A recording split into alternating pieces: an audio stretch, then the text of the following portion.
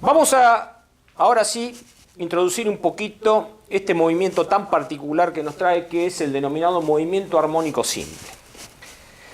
Fíjense ante todo que hemos estudiado lo que son las funciones periódicas, hemos hablado de el particular caso para las funciones periódicas, que son las funciones de tipo seno o coseno, también denominadas sinusoidales o cosinusoidables, y hemos hecho referencia a lo que son las ecuaciones diferenciales de la física, en donde, en definitiva, el estudio de la naturaleza conduce a esas ecuaciones diferenciales y la solución de esas ecuaciones diferenciales, de alguna forma u otra, encierra lo que estamos buscando.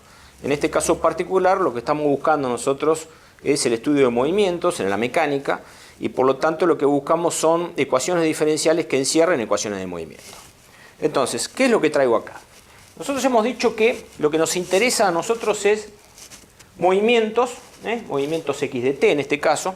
Fíjense que estoy hablando de una ecuación de movimiento, la componente x de la ecuación de movimiento. Movimientos x de t que tengan esta forma matemática. Entonces, acá nos formulamos dos preguntas, pensando un poquito al revés. Primero, ¿qué ecuación diferencial tiene por solución una x de t de este tipo? Es decir, ¿cuál es la forma de la ecuación diferencial que conduce a una solución para una x de t que sea de este tipo? Y la segunda pregunta que nos hacemos es, ¿qué fuerza neta debe obrar sobre la partícula en las x? O sea, ¿qué forma tiene que tener la fuerza? ¿Qué tipo de fuerza tiene que obrar para que la solución sea esta? Entonces, fíjense que son dos preguntas que nos hacemos y vamos a tratar de responder a las dos. Para lo cual vamos a empezar con la primera. Es decir, vamos a tratar de ver si encontramos la ecuación diferencial, la forma de la ecuación diferencial que encierra soluciones de este tipo. Entonces, si nosotros conocemos la solución, en definitiva, es como que tenemos resuelto el problema. Y si conocemos la solución, podemos básicamente jugar con ella o trabajar con ella y encontrar otras variables que nos interesan, como son la velocidad y la aceleración. Entonces, ¿qué es lo que vamos a hacer? Si yo conozco x de t, la puedo derivar una vez y obtener cómo es la forma de la velocidad de la partícula, y la puedo derivar dos veces y obtener cuál es la forma de la aceleración de la partícula. Entonces, vamos a hacer esto para ver si podemos, jugando con la solución, encontrar no solamente la ecuación diferencial que encierra, sino también cuál es la fuerza neta a la cual debe estar sometida la partícula para que las soluciones sean de este tipo. Entonces, vamos con la velocidad. Vamos con la velocidad. B de t, o sea, b sub x de t. La velocidad b sub x de t va a ser la derivada respecto del tiempo t de x de t. Entonces, si yo derivo una vez esta ecuación, obtengo, fíjense, para b sub x de t, obtengo a por omega, por la derivada del seno, que es el coseno, de omega t más phi sub 0. Fíjense que la derivada del seno es el coseno y tengo que derivar lo que está acá adentro en función del tiempo, por lo tanto obtengo a por omega. Fíjense que a por omega sería básicamente la velocidad máxima que tiene la partícula, porque esta es la amplitud del coseno, que en este caso está representando a una velocidad. O sea que esta va a ser b máxima en x por coseno de omega t más phi sub 0. Debe quedar claro eso.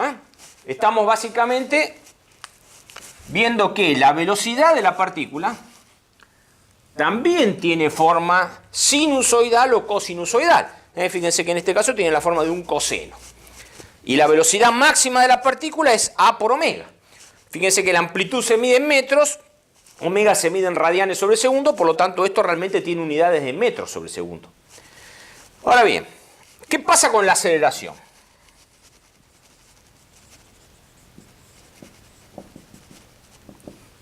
Con la aceleración, o sea, a sub x de t. Bueno, la aceleración surge de derivar dos veces esta, o si se quiere, derivar una vez la velocidad. O sea, vamos a derivar esta una vez, que va a ser la derivada respecto del tiempo t de b sub x de t. Entonces, fíjense que si derivo esta, la derivada del coseno es el seno, voy a sacar otro omega afuera.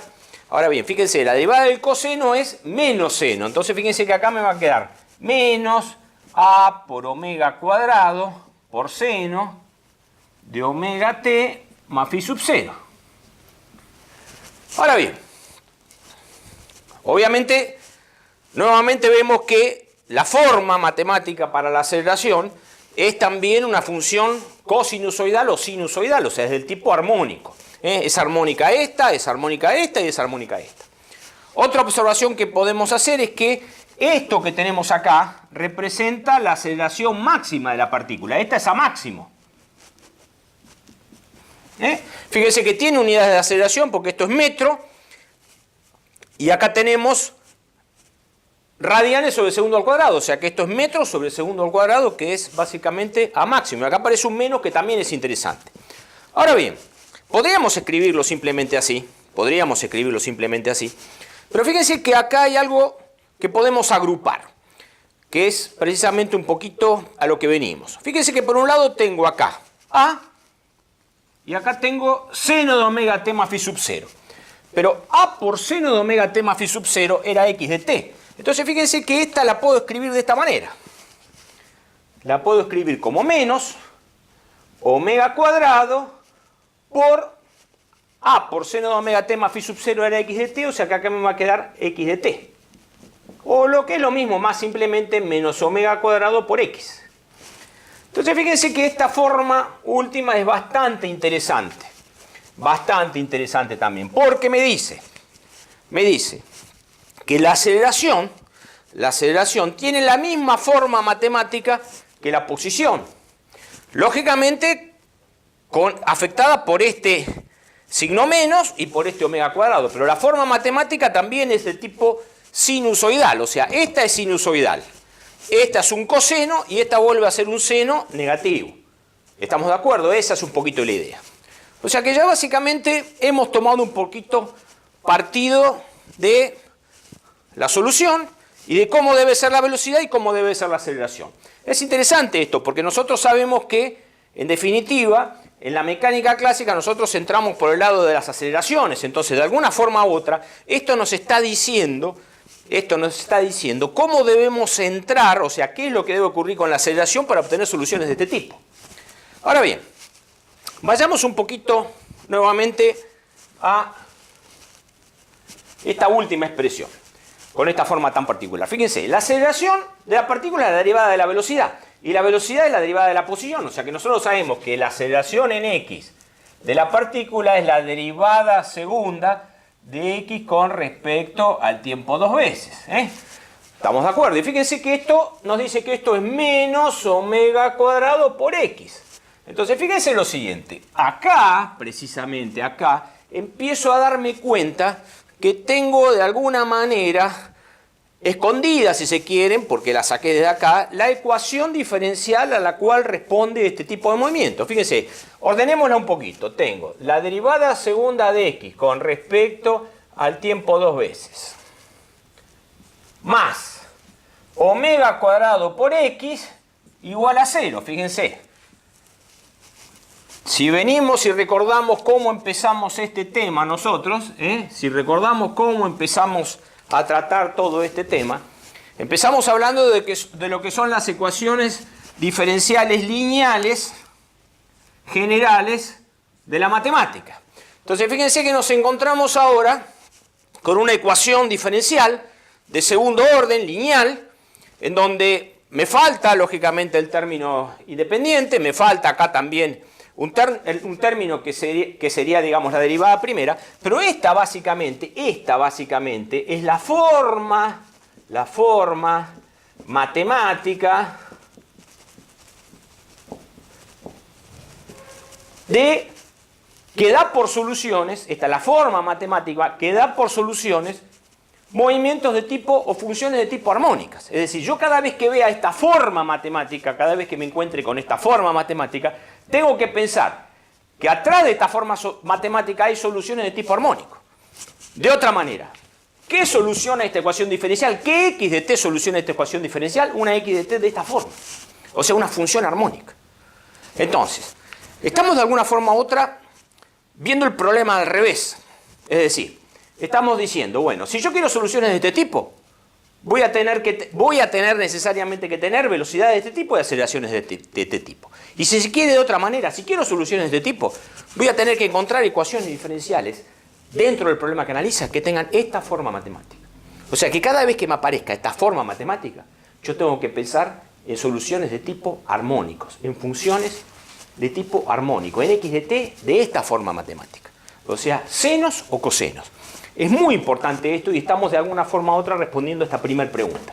Es decir, ¿qué ecuación diferencial, o sea, qué forma matemática tiene que tener la ecuación diferencial para que la solución x de t sea de este tipo? Esta forma tiene que tener. Es decir, tiene que ser lineal, de segundo orden, faltar el término de la derivada primera, tener este término y estar igualada a 0. Esto es una forma general. Cada vez que nos aparezca esta forma general, tenemos que pensar en funciones de tipo armónico. ¿Estamos de acuerdo con eso? Entonces, ¿qué vamos a hacer ahora? Vamos a tratar de ver qué fuerza neta da lugar a un movimiento de tipo armónico. Pero antes de ir a la fuerza neta, también vamos a tratar de dibujar o representar, si se quieren, estas tres que hemos obtenido, para tratar de verlas y tener un poquito más noción de lo que estamos hablando. Bueno, continuemos un poquito más. Recién que dijimos que para tratar de interpretar un poquito más las soluciones que tenemos de tipo armónico, o sea, las soluciones que responden a un movimiento armónico simple, lo que vamos a hacer era graficar las funciones que hemos obtenido. Entonces fíjense que lo que he hecho simplemente es lo siguiente. En rojo vamos a representar lo que es x de t. En verde lo que es la velocidad y en azul los resultados que hemos obtenido para la aceleración. Ante todo, fíjense que esta es una función armónica aquí de t y por lo que vimos, o sea, por lo que ya vimos el periodo de esta función, el periodo temporal, no nos olvidemos que estamos hablando del periodo que se mide en segundos, el periodo es 2pi sobre omega. Esto ya lo obtuvimos como resultado general para una función armónica de este tipo. Entonces, fíjense lo que he preparado acá. He preparado un sistema de ejes, en donde en este eje tenemos el tiempo que es común para todas, nuestro parámetro temporal, y en este eje hemos representado las tres funciones, x de t, b sub x de t y a sub x de t. Convengamos que las unidades que tenemos no permiten comparar una con otra porque no tiene nada que ver la amplitud de esta con la amplitud de esta con la amplitud de esta. Pero lo que sí es importante es la forma matemática que tiene. Entonces fíjense, nuestra x de t es un seno, es un seno. Y fíjense que hemos representado todo esto tomando, digamos, como caso particular, para que se vea un poquito más, que phi sub 0 vale 0, es decir, que la fase inicial es igual a 0. Por lo tanto, si la fase inicial es igual a 0, fíjense que acá tengo un seno puro, tengo seno de omega t. Fíjense que es esto que he representado en rojo, esta es la función seno de omega t, que se repite en un periodo t que vale 2pi sobre omega. Dijimos que el periodo de esta función es 2pi sobre omega, que quede claro, estoy hablando del periodo temporal. Por otro lado, fíjense que si observo esta que tengo acá, la velocidad es un coseno de omega t, phi sub 0 vale 0, es un coseno de omega t. Entonces fíjense que la función coseno está de alguna forma u otra desfasada 90 grados ya de por sí con la función seno. Cuando uno es máximo, la otra es mínimo, y cuando la otra es máxima, esta es mínimo. Fíjense, acá tengo la función coseno. La he representado más grande, acá se ve más grande en este eje, pero les repito, estas son velocidades y estas son posiciones en metro. No tiene nada que ver esto con esto. Lo he representado más grande para que se vea, nada más. Para poder separarlas un poquito. Yo puedo comparar velocidades con velocidades o posiciones con posiciones. Pero no este caso. Pero lo que sí puedo comparar y decir que para una partícula que esté ejecutando un movimiento armónico de este tipo, cuando la posición de la partícula sea 0, la velocidad de la partícula va a ser máxima. Y cuando la posición de la partícula sea máxima, la velocidad de la partícula va a ser 0. Entonces, es importante ese desfasaje que hay entre lo que es la posición y la velocidad. Y por último vamos con la aceleración, que la vamos a representar en azul. Fíjense que la aceleración, para phi sub 0 igual 0, tiene forma de seno, pero tiene este signo menos acá. Por lo tanto, fíjense que es igual a lo que era la posición, pero cambia de signo. Entonces, fíjense que arranca al revés. En vez de arrancar positivo, arranca negativo, y se repite en 2pi sobre omega. Entonces, fíjense que acá tenemos las tres gráficas superpuestas, y es interesante lo siguiente, sobre todo comparando esta con esta. Fíjense que esta y esta, aparentemente es como que van en fase, pero cambiada de signo, o sea, es una contrafase. Cuando esta es máxima, esta es mínima. Y cuando este es 0, también este es 0, pero básicamente lo que tenemos es un signo cambiado, un signo cambiado entre una y la otra. Más allá de las unidades, Entonces fíjense lo importante, tengo tres funciones armónicas, 3 funciones armónicas, todas con el mismo periodo, porque lógicamente todas responden al mismo periodo. Y cada una representa una magnitud física diferente. Posición, velocidad y aceleración. Entonces, ahora sí que más o menos tenemos estudiado esto así, vamos a la segunda pregunta, es decir, ¿qué fuerza neta da lugar a un movimiento de este tipo? Es decir, ¿cuál es la fuerza que nos conduce a un movimiento de este tipo? Para lo cual tenemos que razonar de la siguiente manera. Si esta es la aceleración de la partícula,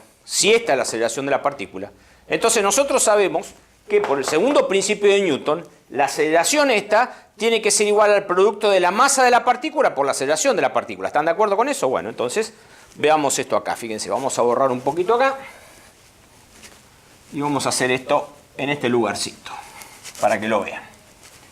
Entonces, yo lo que digo es lo siguiente. Repito.